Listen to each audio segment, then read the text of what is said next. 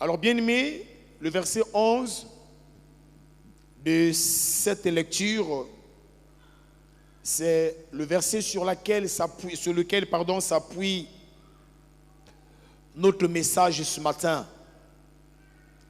Quand l'apôtre Paul dit, nous ne connaissons en effet que trop bien ses intentions.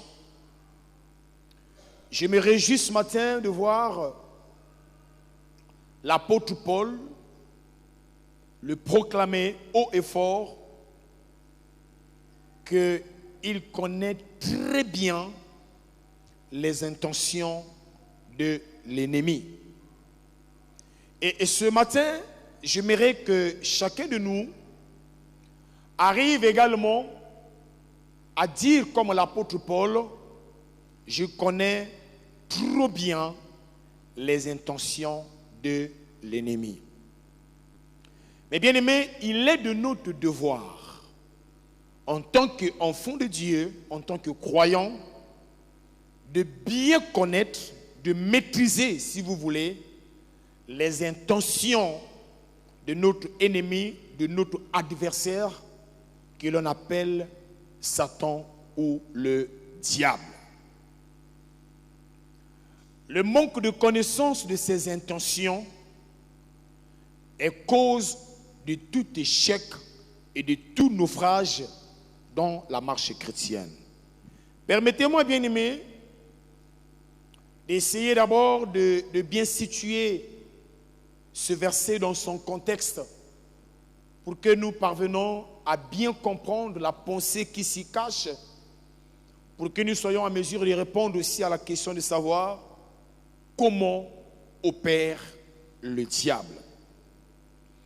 Eh bien, dans le texte que nous venons de lire, qui est tiré de la deuxième lettre de l'apôtre Paul à l'église de Corinthe, ce texte, en fin de compte, vient comme pour compléter un message que l'apôtre Paul avait d'abord donné dans sa première lettre à l'église de Corinthe. Dans l'église de Corinthe, l'histoire nous enseigne qu'il y avait une impudicité telle que même dans les milieux païens, on n'a jamais rencontré une telle impudicité. L'apôtre Paul avait reçu des nouvelles venant de cette église, certainement par une servante qui venait de là-bas, qu'on appellerait Chloé, qui avait apporté en quelque sorte ces nouvelles à l'église. Et au travers de cela, il était révélé que dans l'église de Corinthe, il y avait une certaine tolérance à l'impudicité, au point qu'un frère de l'église sortait ou couchait avec la femme de son père et l'église ne faisait rien. Amen. Et quand l'apôtre Paul reçoit la nouvelle, il va donc écrire pour répondre, pour essayer d'orienter cette église afin de la délivrer de ses travers. Il a été très dur quand il écrit à cette église. Il était étonné de voir qu'après une telle action et que l'église n'avait pris aucune résolution contre ce frère. Et alors il va même proposer qu'un tel frère soit livré même à Satan, parce que l'acte qu'il venait de poser était un acte ignoble. Même chez les païens, on ne peut voir ça que chez les animaux, parce que dans le monde animal, bon, les animaux les sœurs, les frères, le fils, il peut coucher avec la même bête que couche son père, mais dans les milieux humains, même dans les milieux païens, c'est une abomination, c'est un affront. Mais curieusement, à l'église de Corinthe, il y avait un frère qui s'était livré à de tels actes. Et l'apôtre Paul, quand il apprend ça, il était très furieux. Et il va donc, dans sa lettre, suggérer qu'un tel frère soit vraiment châtié, puni. Alors, dans la deuxième lettre, il revient un peu comme en arrière. C'est ce que nous venons de lire à partir du verset 5. Il dit, certainement la personne qui a été ainsi châtiée a subi une telle tristesse. Voilà pourquoi au verset 5 il dit, si l'un de vous a été une cause de tristesse. Vous voyez que l'apôtre Paul évite même de nommer la personne. Il parle un peu dans la généralité. Il dit que si parmi vous il y a un qui a été cause, c'est-à-dire qui a été à l'origine d'une situation de tristesse, en tout cas, il n'a pas seulement attristé ma personne en tant qu'apôtre, il vous a aussi attristé, vous les autres croyants. C'est comme si dans notre église, il y a un frère qui commet un acte abominable. Ça va m'attrister moi en tant que pasteur, mais ça va certainement vous attrister aussi. Bon, même s'il ne vous attriste pas tous, parce qu'il y a certainement des gens qui vont encourager ce comportement, mais la majorité d'entre vous, vous serez certainement attristés par ce comportement. Voilà pourquoi l'apôtre dit ici que ce n'est pas moi seulement qui l'a attristé, mais vous tous, ou du moins une partie d'entre vous, pour ne pas exagérer. Alors au verset 6, il dit, le blâme que lui a infligé la majorité d'entre vous est suffisant pour ce temps. Ça veut dire qu'une telle personne mérite d'être blâmée, pas seulement par le pasteur, mais par les autres frères et les autres sœurs. C'est-à-dire si un frère ou une sœur commet un acte abominable, il n'y a pas que le pasteur qui doit le blâmer, mais tous nous avons le devoir de blâmer, c'est-à-dire de réprimander ce frère ou cette sœur de cette mauvaise conduite. Et l'apôtre dit ici que le blâme que vous lui avez infligé est suffisant. En d'autres termes, vous n'avez pas besoin d'aller au-delà. Vous n'avez pas besoin de crucifier la personne. Vous n'avez pas besoin d'affliger d'abondance la personne. Une personne peut avoir péché, mais c'est le devoir de l'Église de blâmer la personne. C'est le devoir de l'Église d'infliger des sanctions pour corriger la personne. Amen. Mais l'apôtre ici nous incite à veiller à ce que dans notre sanction, c'est-à-dire dans la sanction que nous allons infliger à cette personne, que nous n'exagérons pas. Voilà pourquoi au verset 6, il dit, le blâme que vous lui avez infligé est suffisant. Amen. C'est-à-dire, ungali moto, bo pamelie, bo lobeli pona mebe na ye e koki. Amen. Au verset 7, il dit, aussi devrez-vous à présent lui accorder votre pardon et le réconforter afin qu'il ne soit pas accablé par une tristesse excessive. C'est-à-dire, le fait qu'il ait péché, le fait que vous l'avez blâmé suffit. Mais ne continuez pas à accabler la personne. Ne continuez pas à rappeler à la personne le même péché pour lequel vous lui avez déjà blâmé. Ici aussi, c'est un conseil en ce qui concerne la discipline à l'église. Parce que souvent à l'église, quand on fait la discipline, on oublie que le but de la discipline, c'est de corriger une personne et non pas de tuer une personne spirituellement. Est-ce que quelqu'un me suit? Amen. Il dit, après que vous l'ayez blâmé pour la faute qu'il a eu à commettre, vous devez le pardonner pour cette faute. C'est ça le comportement de l'Église. Il dit aussi, devriez-vous à présent lui accorder votre pardon et ensuite vous devez le réconforter. C'est-à-dire, si un frère est tombé, ou bien si une sœur est tombée, vous le réprimandez, amen, pour sa faute, mais après, vous devez pardonner à la personne, si elle se répand, bien sûr. Amen. Si la personne se répand, vous pardonnez, mais vous devez réconforter la personne. Pas l'encourager dans son péché, mais le réconforter, n'est-ce pas? Lui donner la force de comprendre qu'il peut se relever, n'est-ce pas? Qu'il peut redémarrer, ok? Qu'il peut désormais éviter de tomber dans ce genre de péché. Et de cette manière, vous encouragez la personne. Donc, la même personne que autrefois l'apôtre Paul avait dit qu'il faut livrer à Satan, certainement, elle se serait repentie. Alors Paul demande à l'Église de pardonner la personne et de réconforter la personne. Pourquoi? Mais parce qu'il ne faudra pas que la personne soit de plus en plus accablée par la tristesse. Parce que vous savez que si durant toute sa vie, vous ne faites que rappeler à la personne son péché, si toute la vie, vous ne faites que rappeler à la personne sa faute d'autrefois, mais vous l'accablez davantage, vous l'attristez davantage, et vous courez un risque, c'est que la personne peut fuir l'église. Amen.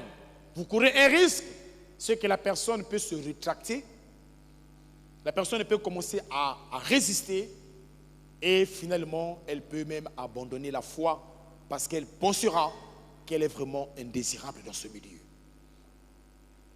C'est ce que l'apôtre Paul est en train de dire ici à l'église de Corinthe. Amen. Alors, au verset 8, il dit, « Je vous engage donc à lui témoigner de l'amour. » L'église ne doit pas haïr, l'église ne doit pas rejeter ou mépriser une personne qui a péché. L'église peut amener la personne à prendre conscience de son péché, à redémarrer. Amen. Et on dit ici qu'on doit lui témoigner notre amour. Ça paraît un peu bizarre que l'on nous dise d'aimer le pécheur. Oui, quand nous étions nous-mêmes des pécheurs, Dieu nous a témoigné son amour. En quoi faisant? En quoi faisant? En envoyant son fils mourir à la croix, n'est-ce pas? Pour nous pardonner. Donc l'apôtre Paul exhorte ici l'Église à faire preuve d'amour vis-à-vis de celui qui avait péché autrefois. Son péché était grave, n'est-ce pas? Hein? Amen. Quand il dit qu'il y a une impudicité telle qu'on ne peut même nommer dans les milieux païens, c'était un péché grave. Mais ici, nous voyons que l'apôtre est en train d'engager l'Église à témoigner de son amour vis-à-vis de cette personne. Il dit, je vous engage donc à lui témoigner de l'amour. Il dit, car je vous ai aussi écrit pour vous mettre à l'épreuve. Ah, c'est une mise à l'épreuve. Hein? Amen. Il dit, car je vous ai aussi écrit pour vous mettre à l'épreuve et voir si vous obéissez en toutes choses. C'est fort, hein, ce verset. Il ne dit pas je vous écris. Il dit je vous ai et. Je vous ai et. C'est quel temps ça? C'est le passé ou le présent? C'est le passé. Amen. Il dit je vous ai écrit. Certains exégètes pensent qu'il fait allusion à la première lettre. Amen. Dans laquelle il avait écrit en demandant que livrer cette personne à Satan. Mais ici, il dit que moi, je vous ai écrit pour vous mettre à l'épreuve, pour voir si vous serez obéissants. Obéissants à qui? À Dieu ou à sa parole.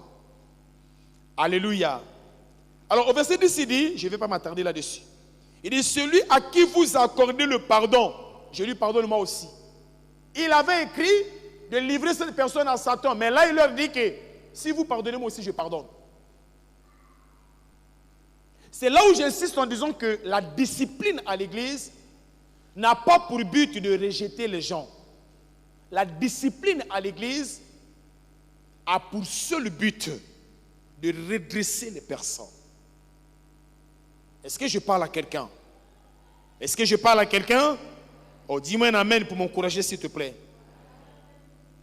Il dit, celui à qui vous accordez le pardon, je le pardonne moi aussi. Et si j'ai pardonné, pour autant que j'ai eu quelque chose à pardonner, je l'ai fait à cause de vous devant Christ. Verset 11. Il dit, c'est-à-dire il faut pardonner pour ne pas laisser Satan prendre l'avantage sur vous. Amen. Oh, alléluia. Alléluia. Il dit, celui que vous pardonnez, moi aussi je pardonne. Pour ne pas laisser Satan prendre l'avantage sur vous.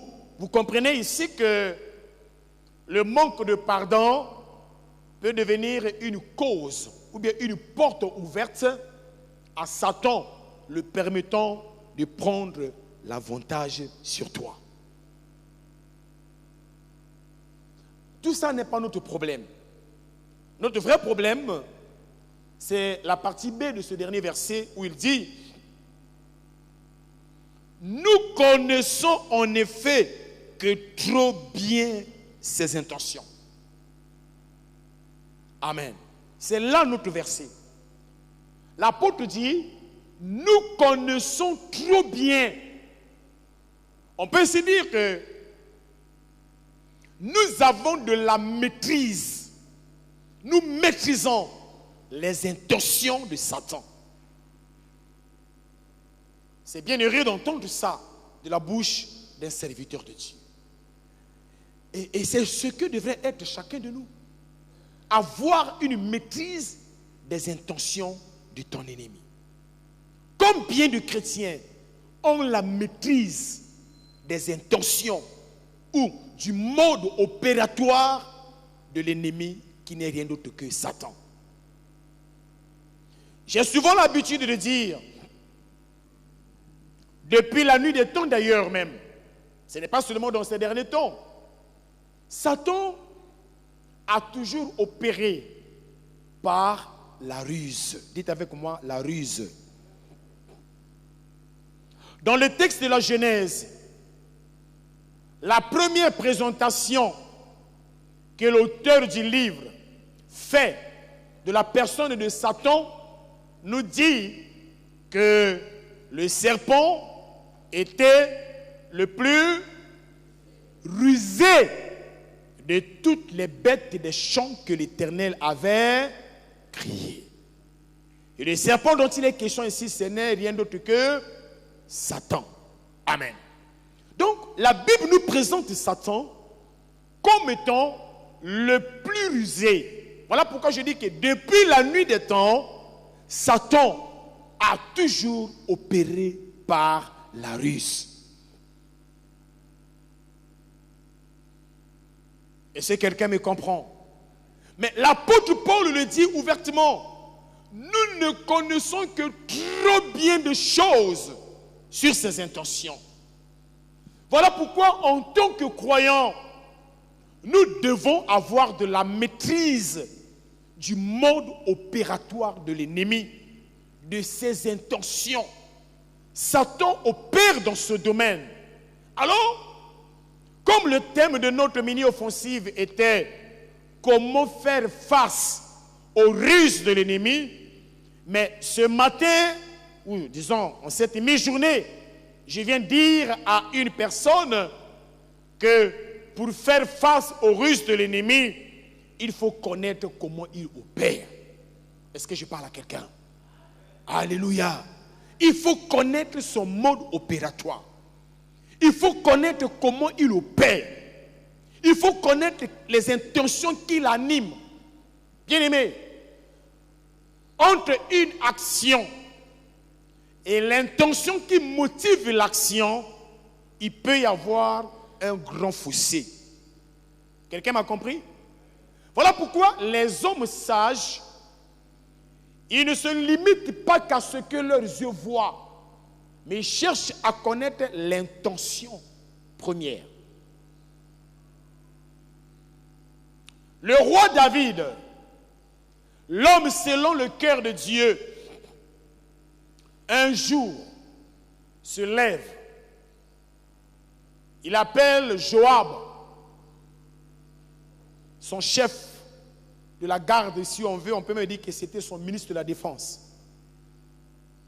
Il appelle Joab, il va instruire Joab en lui disant, va, fais-moi le recensement de toute la population d'Israël. Amen. Alléluia.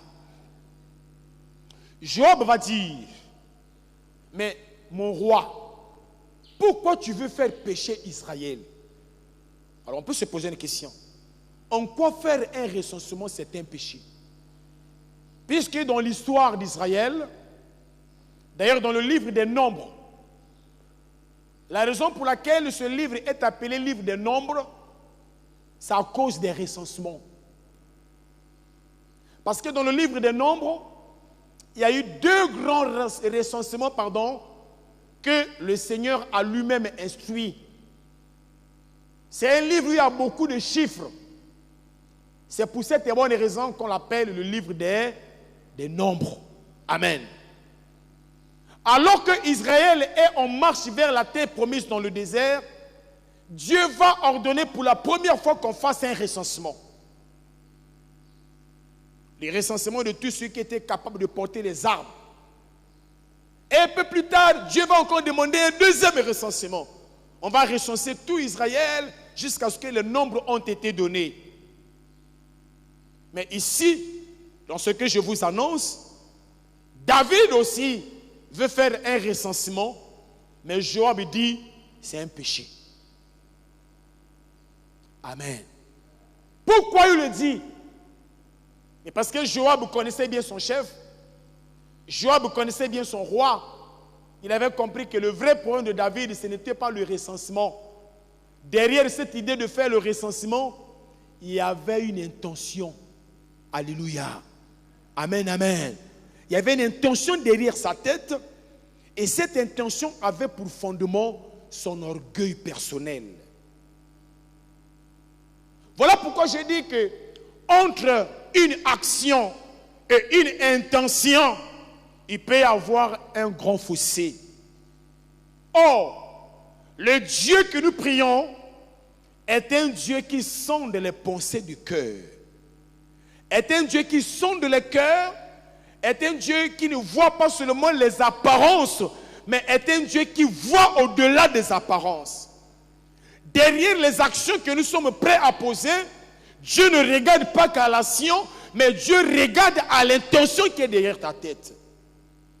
Voilà pourquoi David, qui a pensé à un recensement, mais l'intention qu'il avait était une intention malsaine, une intention qui devait le pousser vers l'orgueil. C'est la même chose avec ce que je vous avais dit la fois passée, quand on a parlé du péché d'ingratitude. Caïn et Abel ont toutes deux apporté des offrandes à Dieu, mais Dieu a grillé l'offrande d'Abel et a rejeté Caïn et son offrande. Et quand on fait l'exégèse de ce texte, on comprend tout de suite qu'il y avait en réalité un problème d'intention. Alléluia. Les deux ont fait des offrandes, mais les deux n'avaient pas les mêmes intentions. Voilà pourquoi il est très important de connaître les intentions de l'ennemi. Alléluia. Ne vous limitez pas seulement à voir les actions, mais cherchez plutôt à connaître quelles sont les intentions qui se cachent derrière ces actions-là. Tout ceci pour nous amener à comprendre ce que l'apôtre Paul veut dire. Quand il dit, nous ne connaissons en effet que trop bien ses intentions. Voilà pourquoi un enfant de Dieu, s'il veut faire face aux ruses de l'ennemi, il est très important qu'il apprenne à connaître les intentions de l'ennemi. Combien de croyants connaissent les intentions de l'ennemi? Qu'est-ce qu'une intention? Une intention n'est pas une action. Amen. Une intention, c'est la pensée.